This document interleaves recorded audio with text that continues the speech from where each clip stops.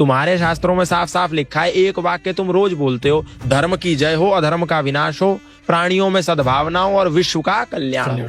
सनातन धर्म विश्व के कल्याण का उद्घोष हर मंदिर से, हर सनातनी संस्थान से सुबह और शाम करता है। तुम्हारा सनातन धर्म ये संदेश देता है, सर्वे भवन्तु सुखिनः, सर्वे सन्तु निरामया, सर्वे भद्राणि पश्यन्तु, मा कश्चित् दुःख भाग् भवेत्। सभी सुखी हो, सभी निरोगी, सब पर बरसे ईश्वर की कृपा।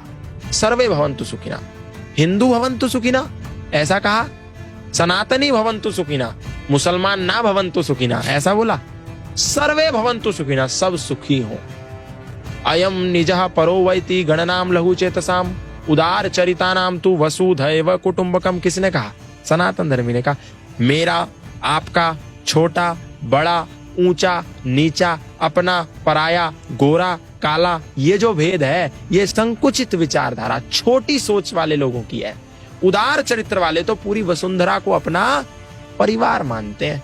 कौन कहता है? सनातन धर्मी कहता है।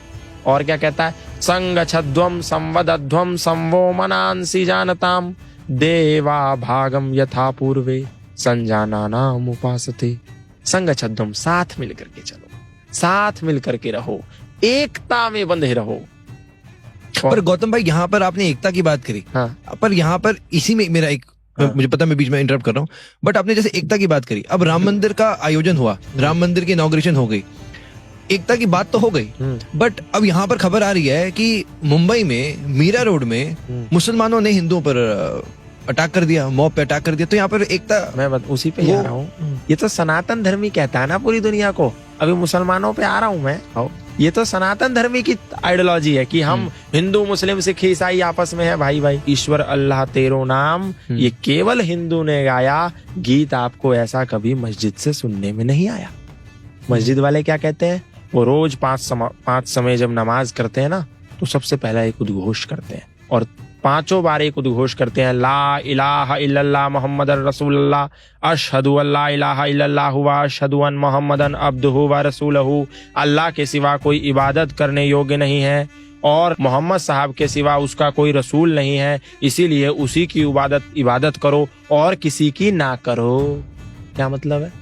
सिर्फ अल्लाह ही इबादत करने योग्य है और कोई नहीं। और रसूल यानी कि जो उनका मैसेंजर है वो केवल और केवल मोहम्मद साहब है, उसके सिवा कोई नहीं है। हम केवल उसको सजदा करते हैं, उसी की इबादत करते हैं। इसीलिए इस देश का मुसलमान कहता है कि वंदे मातरम नहीं कहूंगा, क्योंकि मेरी कुरान कहती है कि सजदा तो केवल अल्लाह ताला को करना है। इसीलिए मैं वंदे मातरम नहीं बोलता। तुम मेरे कंधे पर तलवार भी रखो तो भी मैं नहीं बोलता। क्यों? क्योंकि उसकी कुरान सूरा तौबा 9 आयत संख्या 5 कहती है, फैज़न सलखल अशहुरुल हुरुम फक्तुलुल मुशरिकीन हैसु वजदतुहुम वखुजुहुम वसरुहुम वक़उदुलहुम कुल्ल मरसदीन फ़इन ताबू व अक़ामुस सलाता व आतवुज़ ज़काता।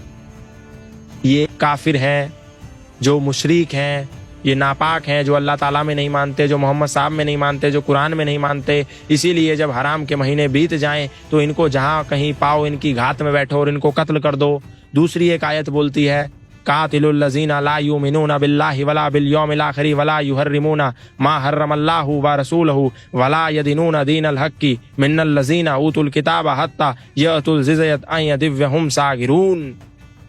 ये भी वही बोलती है। और ऐसी तो 24-25 आयतें हैं जिसको एक कोर्ट ने बैन भी कर रखा है कि ये आयतें समाज में समरसतावादी नहीं हो सकती। अब आप सोचो, जो नौजवान, जो बच्चा जाकर के मदरसे में इन आयतों को पढ़ेगा वो आपको भाई मानेगा? भाई नहीं मानेगा, वो आपको चारा मानेगा और आप भाईचारे की बिन बजाओगे। ऐसे ही ईसा मसीह कहता है, आप बोलते हैं ना जीसस क्राइस्ट तो बहुत अच्छा गॉड है, और मोमबत्तियां लेकर के जाकर के ईसा मसीह के द्वार पर 25 दिसंबर को खड़े हो जाते हैं हमारे हजारों सनातन धर्मी। लेकिन उन्होंने बाइबल नहीं पढ़ी, क्योंकि वो तो गीता ही नहीं पढ़ते, तो बाइबल कहां पढ़ेंगे, कुरान कहां पढ़ेंगे। बाइबल में ईसा मसीह कहते हैं, do not suppose that I have come to bring peace to the earth, I did not come to bring peace but a sword, I have come to turn a son against his father, mother against her daughter, daughter-in-law against her mother-in-law. Man's enemy will be the member of his own household. नहीं विश्वास होता Bible उठा के देख लो।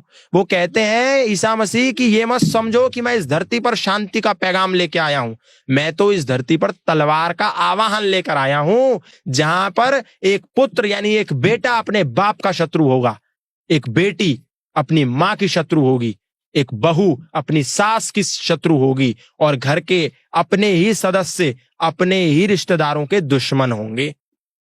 कर लो आप ईसा मसीह को follow, कर लो आप कुरान को फॉलो, और कह तो कि मेरा भाई है। आपके लिए वो भाई है, लेकिन आप उसके लिए केवल और केवल चारा हो।